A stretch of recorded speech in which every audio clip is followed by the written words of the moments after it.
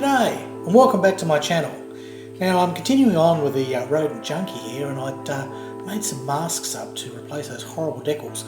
More about that later because it didn't really go as planned, but I've got a few sort of options. Now all the parts are painted, ready, coming together, pretty happy with all of that, and I end up rescribing the seam lines as after I'd filled them and joined them together on the hull. The top and the bottom I kept separate, much in the way that you do with a car with a body and a chassis. That worked really well, and that allowed me to do the painting separately and get the colours really crisp and clean and have all the parts ready for final assembly.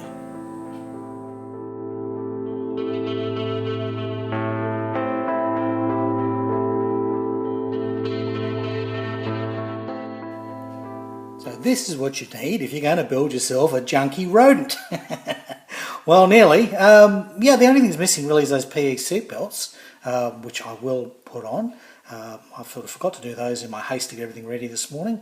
But basically, that's it. It's all here. It is all pretty well painted up. I haven't done the laminations for the wood effect on the prop yet. The prop is wood, which I believe, well, at least the blades are, the middle of it's metal. So that is a wooden part on this plane. It's the only bit that's made of wood as far as I can tell.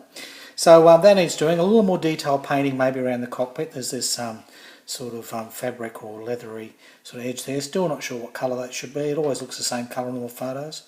So there's just a few things. The cockpit in there, I have painted up the dials.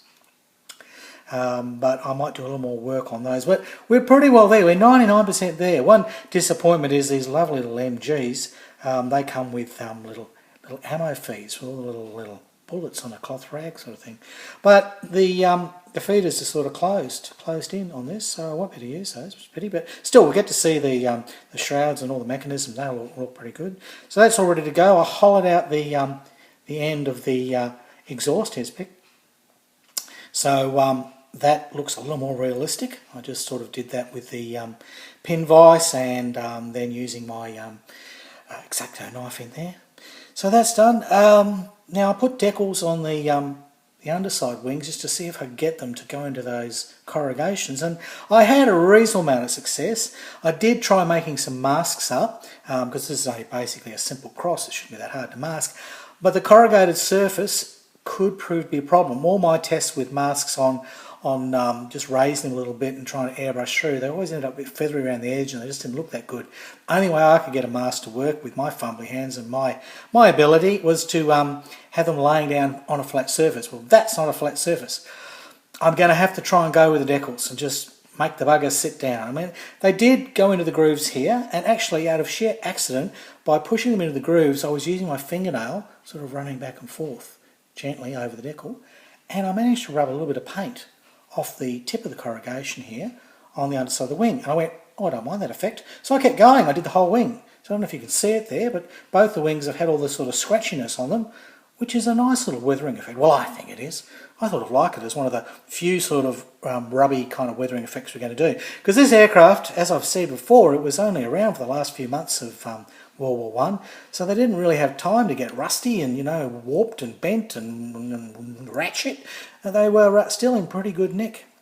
So anyhow, speaking of good nick, let's get the little bugger finished, hey? All this should somehow go together in there, and bingo bongo, it's going to spit out a rodent junkie.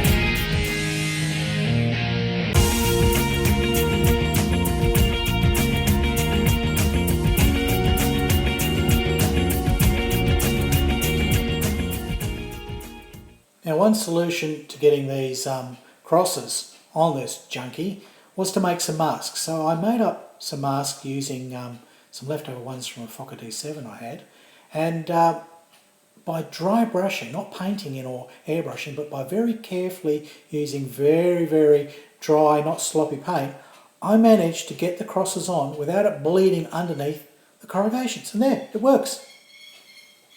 here's where I've got to with the little rodent junkie. And some things I'm very happy about, and some things have been a little bit problematic.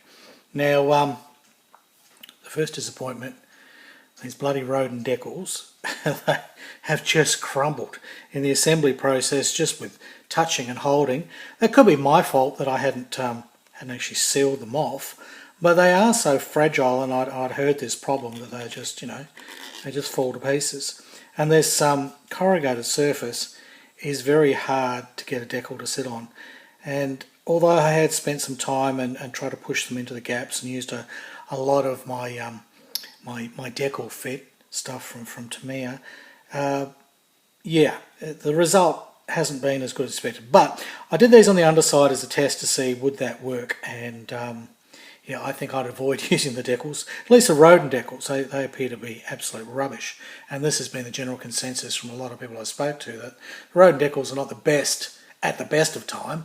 Trying to put them on something that is quite tricky, like these this corrugated surface, where you're really asking for trouble.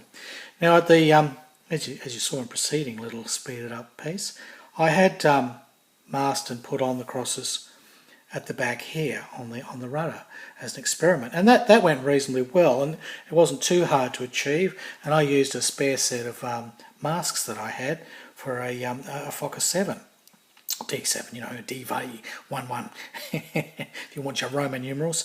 So yeah, a Fokker D7, and I thought, well, maybe I could use the masks off there for the rest of it, but they're sort of not really the right shapes and sizes. I mean, I got away with this tailpiece that was pretty close to the decal that Roden supplied. So and from the photos and the pictures and everything, I've it's just a little black cross. How could you go wrong? It's really easy, and it still required a bit of touching up. In fact, I also masked off, just using Tamiya tape, the stripes around here, because I thought, again, these Roden decals, they're not going really well, and chances of these actually working are probably zilch. So I masked that off and I painted those in. And again, I used a bit of a dry brushing technique so that they wouldn't flow too much and bleed all inside the corrugations. That worked to a point, but even dry brushing ended up with sort of a ripply edge, and I ended up needing to have to come back with the hairy brush and touch up the edges. And luckily, being a dark brown, that was pretty easy to sort of touch up. So that's where we're sort of at with that, and I need to get the rest of these crosses on, and I need to fix those up. So the choice now is Roden decals. Well, they've already proved to be bloody useless, and I was warned about them. They might be okay if it's a flat surface and you use plenty of fixing agent and melting sort of stuff, but not on a very lumpy, bumpy little rodent that I've got here, the junkie. No, the junkie's just too hard for this sort of thing. So we could go back to masking. Yeah, that's a possibility.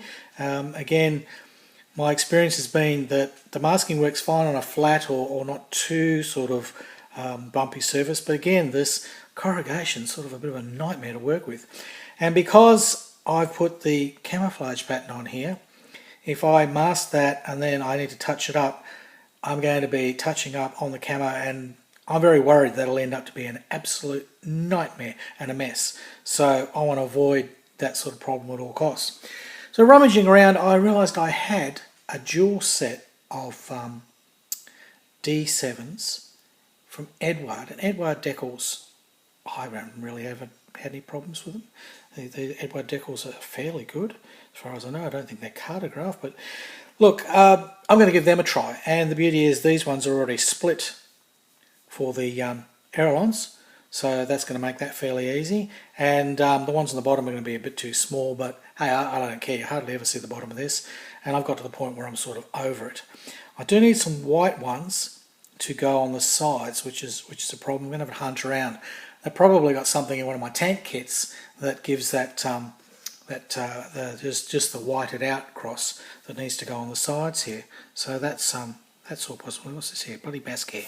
Every time you turn around, there's bloody bask hairs and everything. So this prop I'm pretty happy with. I use my usual method of very thin strips of Tamiya tape, painting it the light colour first, and then painting in the dark colour and that worked fine. And then I've run a wash over the whole thing, and then I've run a little bit of my aluminium paint in there to pick out all the rivets. Well, I don't know, the rivets are probably bolts. That's, there you go. And I've got a spinning effect on this, because really you don't get a spinning effect simply by not gluing it. So that's been my little tricky method for doing that.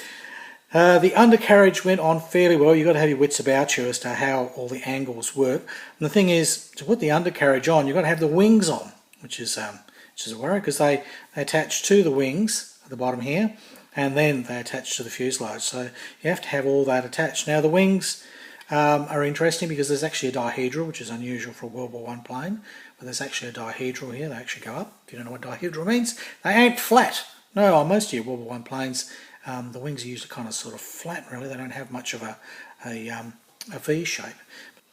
Now some prettiness. All this assembly went together, which hid that beautiful motor that I sort of gone to the trouble of detailing. Well, I knew that it'd never be seen. I hollowed out the end of my exhaust here, so that came up nicely. Now these gas patch machine guns, they're very lovely, but they're incredibly fragile, and I sort of try to adjust them to fit the kit, which is not a good idea, because I ended up breaking off every single tiny lever and the sights. I snapped all those off and lost them in the carpet monster. Yeah, really, if I ever use these sort of ones again, I would rip the plastic to bits in the kit and make that fit, because it's a lot easier to pull apart the dumb plastic than it is to try any alteration to these very fragile gas patch machine guns. In the end, I ended up buying some brass photo etch ones, which I actually prefer. Here's a pic. And they were cheaper. And they came with 3 viewfinders in each box. I ended up buying 2 of these sets of brassings. I mean, I've got quite a few 148 German planes that are going to need little Spandau machine guns. So I've got 2 spare brass viewfinders there that I can put on. So that saves that. But lesson learned, gas patch are beautiful, but they're very fragile. Very, very fragile. So you've got to put them in maybe the last thing you do, and alter the kit as much as you can so they just pop in. As it is, they don't fit properly here, because the ammo feed from these little boxes here, which contains the ammo and also allows the feed out of the spent shells, well, I could not for the life of me get it to sit high enough up and get these things to sit lower. It doesn't work, but only if you know what you're looking for. You know, you can see there's the feeder in, and there's this thing comes with a run of bullets on a belt, and they would normally click into there. Well, my little feeder does not fit, and try as I might, I just couldn't get that bloody thing to work. So, you know, if you're rivet counting, you'll know I've buggered that up. If you're just looking at this as a pretty little aeroplane, gee, that looks nice. But once it's all said and done, and once these little rails here go in and everything, well, you're hiding all that lovely motor. It's a pity you couldn't leave that more open. So, you know, there you go. But apart from that, I mean, the kit's still fairly good. The fit on the wings, I'm still having troubles with. Because I chose to paint everything separate, and then I've assembled it painted, which means I can't do the thing of fill and spray. Well, I could fill and spray, and then I'd have to repaint all this again. I can't be bothered doing all that. So I've got a little bit of a dilemma here of a little seam line that, you know, basically I've got a tiny gap there, really. I've got a gap that I've got to think what I'm going to do. I ended up the same thing with the fuselage in a few places, because I painted this one colour, this part, and that colour, and I sort of trying to be so clever that I could just paint this thing and build all the parts. Well, it sort of worked, but I've ended up using some white glue, some white wood glue in there. You can see because it's a bit shiny, but that's okay, that'll all disappear when I weather and wash this. I ended up putting a little bit of white wood glue in there, which seemed to hide the issues and the problems. You probably can't see, but that's there. The back to that undercarriage, yeah, they're a bit sort of fiddly to get on and get straight and all the rest of it, but a bit of patience and everything, you can get it there. And here's a pic of how I held it together with toothpicks, yeah. So I'm yet to, well, actually I filled those. You're waffling, Harry, didn't you? Have you got a purpose to what you're saying? No, I haven't. Just talking crap as usual. There's bit of Mr. Surfacer in there because nothing really fitted properly. There were the gaps and things. I ended up first re-drilling the holes or using my pin vise, so there was actually some locating points, because I don't know whether it was the primer that had filled them up or you just don't get much. So I did those, and then when they went in, they still don't set flush no matter how much I tried. So yeah, there's a bit of filling. So that's all going to need sanding, touching, painting. There's lots to do. There's lots of little fiddly jobs to do still on this. I mean, she's there, and I'm pretty happy with most of it. Buggered up the seat belts, and I cut them too short. They should really feed back and through that aluminium sort of cradle back there. But I didn't. For some reason, I don't know what I was thinking. I cut them kind of short, thinking, I don't need them that long, you won't see them. Well, you do in this kit. You see all of that. But that's all there. I did put some dials. You probably won't see that. I'll do a little close-up pic. I put some dials on the instrument panel, which were ones I had left over as dry transfers for a Jeep that I had. Bloody dry transfers, they're a bugger to get off and get on, and you know, I had a lot of trouble with them. And then I finally succeeded in all that, thought it was really good, and I posted a pic, and somebody went, you realise dials are all white with black needles on World War I planes? Bugger. I don't care. That's how mine is. And then again, this was late war and Junkers were a bit different, and I have not found a single photo of the interior of a genuine Junkers. There's plenty that have been modified and changed and hacked over the years, but I have not found a genuine photo showing me exactly what the instrumentation is like yet. So maybe they were black. Maybe everyone's wrong. Maybe I'm right. Who knows? So that's where I am so far with the little Roden Junkie. Now I've got to make a decision. Do I use the mask, or do I make my own up with Tamiya tape to do the crosses?